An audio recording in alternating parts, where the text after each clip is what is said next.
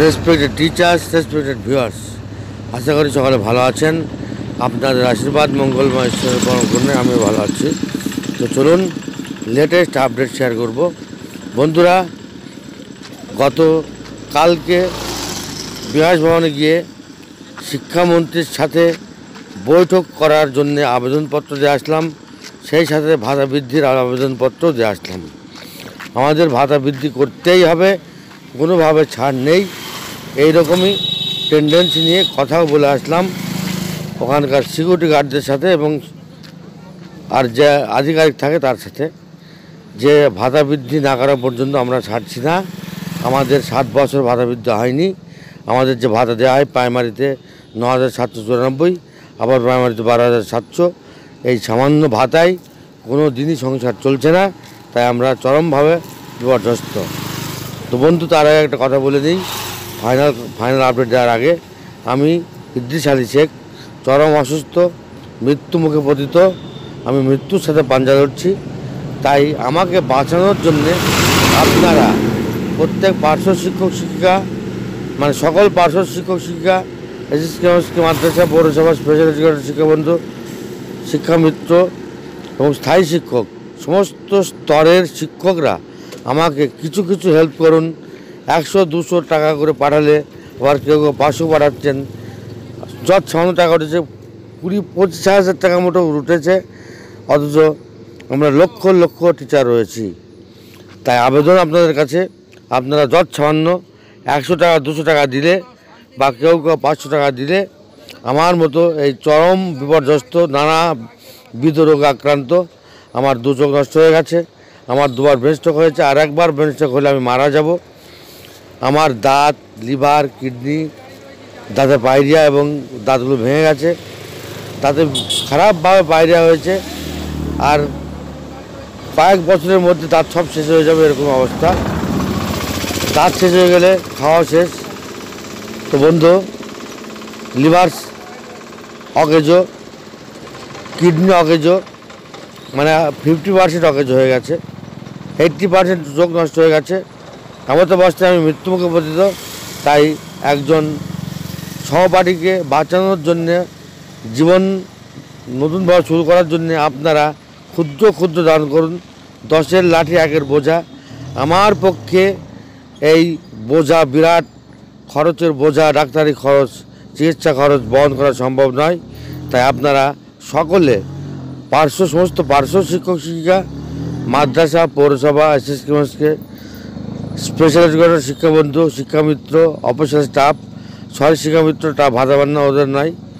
তো সমস্ত স্তরের শিক্ষকরা, বিশেষ করে পার্শ্ব শিক্ষক, এসএসকে, মাদ্রাসা, পৌরসভা, স্পেশাল এডুকেটর শিক্ষাবন্ধু এবং স্থায়ী শিক্ষকরা আমাকে 100-200 করে টাকা পাঠালে আপনাদের তেমন কোনো ক্ষতি হবে না, অথচ আমি বেঁচে যাব। তাই আপনারা কেউ অবহেলা না করে বিষয়টিকে একটু সিরিয়াসলি নেন। এবং এই মাসে, এই তো 3-4 তারিখ হচ্ছে, পুরো মাসটাই বাকি আছে, হাতে টাকা আছে। পার্শ্ব শিক্ষক, এসএসকে, মাদ্রাসা, পৌরসভা, স্পেশাল এডুকেটর শিক্ষাবন্ধু সকলের হাতে এখন টাকা আছে। তাই 100-200 টাকা বাজে খরচ মনে করে আমার ফোনপে বা অ্যাকাউন্ট নাম্বারে পাঠিয়ে দেন। আমার PhonePe number 81-67-29-36-40। PhonePe number 81-67-29-36-40। PhonePe number 81-67-29-36-40। Account number 00330010199124। Account number 00330010199124। Sorry, ভুলভাল অ্যাকাউন্ট নাম্বারটা। অ্যাকাউন্ট নাম্বার হচ্ছে account number 0330010199124। Account number 0330010199124। Account number 0330010199124। আর আইএফএসসি কোড বড় হাতের PUNB 330320 বড় হাতের এই আইএফএসসি কোড বড় হাতের PUNB 00332020 এই অ্যাকাউন্টে প্রত্যেক পার্শ্ব শিক্ষক শিক্ষিকা মানে সকল পার্শ্ব শিক্ষক শিক্ষিকা এসএসকে মাদ্রাসা পৌরসভা স্পেশাল এডুকেটর শিক্ষাবন্ধু এমনকি স্থায়ী শিক্ষক আপনারা সকলেই 100, 200, 500 আপনার সামর্থ্য অনুযায়ী যে যেমন পারাবেন কেউ এড়িয়ে যাবেন না। আর এই ভিডিওটি সমস্ত হোয়াটসঅ্যাপ ফেসবুক গ্রুপে শেয়ার করবেন। অবশ্যই দয়া করে করুণা করে কৃপা করে শেয়ার করবেন।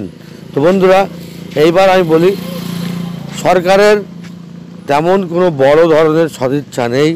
পার্শ্ব শিক্ষক এসএসকে মাদ্রাসা পৌরসভা স্পেশাল এডুকেটর শিক্ষাবন্ধু অর্থাৎ সর্বশিক্ষার ভাতা বাড়িয়ে আমাদের একটা ভালো জায়গা করে দেওয়ার তেমন কোনো আগ্রহ, তেমন কোনো ইচ্ছা সদিচ্ছা কিছুই নেই। তাই আজকে আমাদেরকে যাতা করে ফেলে সমস্ত কাজ করিয়ে নিচ্ছে, অথচ আমাদের ভাতা বাড়ছে না। আমাদের সমস্ত কাজ করতে হচ্ছে, 4টে পর্যন্ত ডিউটি করতে হচ্ছে, সমস্ত ক্লাস করতে হচ্ছে, খাতা দেখতে হচ্ছে, অথচ কাজের কাজ কিছুই নাই। ভাতা 9794 প্রাইমারিতে, আবার আপার প্রাইমারিতে 13,000 নিচে, মানে হাত যেটা পাই 12,700। তাহলে এই সামান্য টাকায় যাতে না চলে মরে যায় এরা, সেই ফোন ঝেড়েছে। কিন্তু নেতারা চেষ্টা করছেন, সমস্ত নেতাই চেষ্টা করছেন, ফোরাম গঠিত হলো, কিন্তু ফোরামেরও তেমন কার্যকলাপ দেখছি না। আবার গোপালবাবু এবং রবিউলবাবু বলেই দিয়েছেন ফোরাম বলে আর কিছু নেই, যেহেতু 6 তারিখে 6 ডিসেম্বর সভা করেছে, অতএব ফোরাম হয়ে গেছে। আরে বন্ধু, ওই সভাটা তো দৃষ্টি আকর্ষণের সভা, ওখানে তো সরকার বিরোধিতা হয়নি। সরকারের কাছে করজোড়ে অনুরোধ করা হয়েছে ওই সভা থেকে যাতে আমাদের ভাতা বৃদ্ধি করা হয়, সেটাই বলা হয়েছে বারে বারে। ওখানে কোনো সরকার বিরোধিতা হয়নি। আমি ছিলাম, প্রেজেন্ট ছিলাম সারাক্ষণ, যেখানে কর্পোরেশনের পাশে যেখানে আমাদের অনুষ্ঠান হলো সেখানে আমি মানে সারাক্ষণ ছিলাম, মিছিলটাই থাকতে পারিনি, অথচ যেখানে সভা হলো সভাটাই ছিলাম। তাই ওখানে কোনো আজে বাজে সরকার বিরোধিতা হয়নি, কোনো আজে বাজে কথা বলা হয়নি। অতএব এটা নিয়ে বিভ্রান্ত না করে সকলে একত্রিত থাকুন। ফোরাম থাকবে, আর ফোরামের মাধ্যমে সবাই একত্রিত হয়ে দাবি আদায় করুন। আর মাসের বৃদ্ধি যেটা করছি, আমি মাস 3 দেখব। আমি এই 1 মাসের মধ্যে বিগত, আজ তো কদিন হচ্ছে, জানুয়ারি মাসের 4-5 তারিখ, অর্থাৎ বিগত জানুয়ারি মাসের 5 তারিখ থেকে বিগত 1 মাসের মধ্যে আমি 2বার কালীঘাটে গিয়েছি আর 3বার বিকাশ ভবনে গিয়েছি। কালীঘাটেও দায়পত্র দিয়ে এসেছি, আপনাদের শেয়ার করেছিলাম সমস্ত হোয়াটসঅ্যাপ গ্রুপে, ফেসবুক গ্রুপে। আর 3বার বিকাশ ভবনে গিয়েছি, 2বার কালীঘাটে গিয়েছি, সেটা শেয়ার করেছিলাম আপনাদের কাছে। 3বার বিকাশ ভবনে গেলাম গতকালকে নিয়ে, 3বারই দায়পত্র দিয়েছি।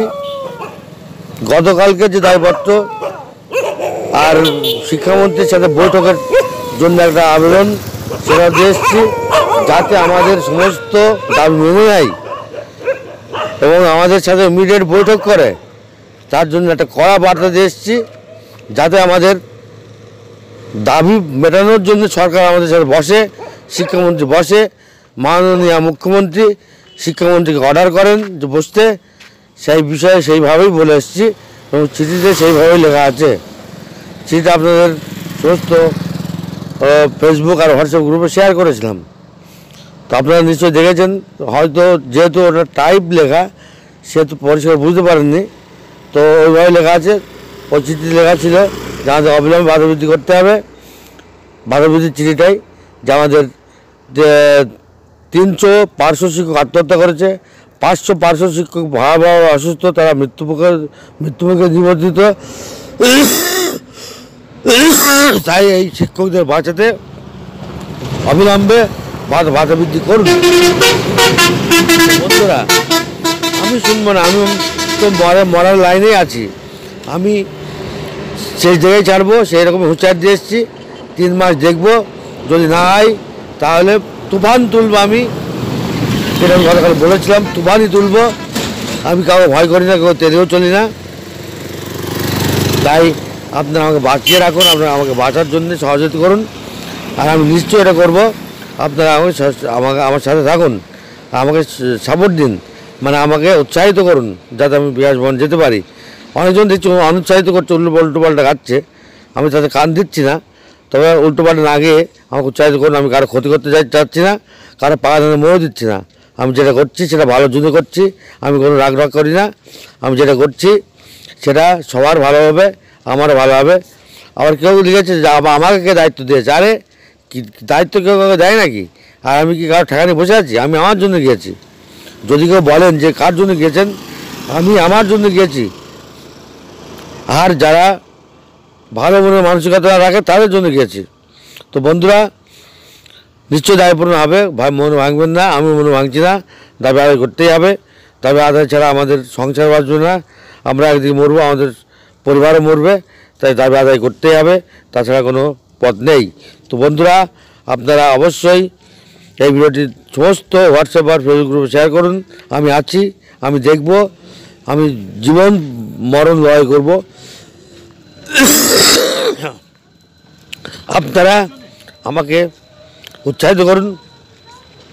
আর দয়া করে সবাই 100-200 টাকা দিয়ে আমাকে সহযোগিতা করুন যাতে আমি বেঁচে উঠি। আমি তো মরণাপন্ন, আমি না বাঁচতে দাবি করবে কে? আমি শেষ পর্যন্ত লড়বো যাতে মরে না যাই। আল্লাহ বাঁচানোর মালিক, চেষ্টা করতে হয়, আমি চেষ্টা করছি। আপনারা সহযোগিতা করবেন অবশ্যই, সহযোগিতা করবেন আমাকে। 100-250 যে যেরকম পারেন সামর্থ্য অনুযায়ী টাকা দেবেন। আর যাদের কিছু করার নেই তাদের দিতে হবে না, যাদের করার আছে তারা কোনোভাবেই মিস করবেন না। সকলেই একটু এগিয়ে আসবেন, দেবেন। ভালো থাকুন, সুস্থ থাকুন, ধন্যবাদ।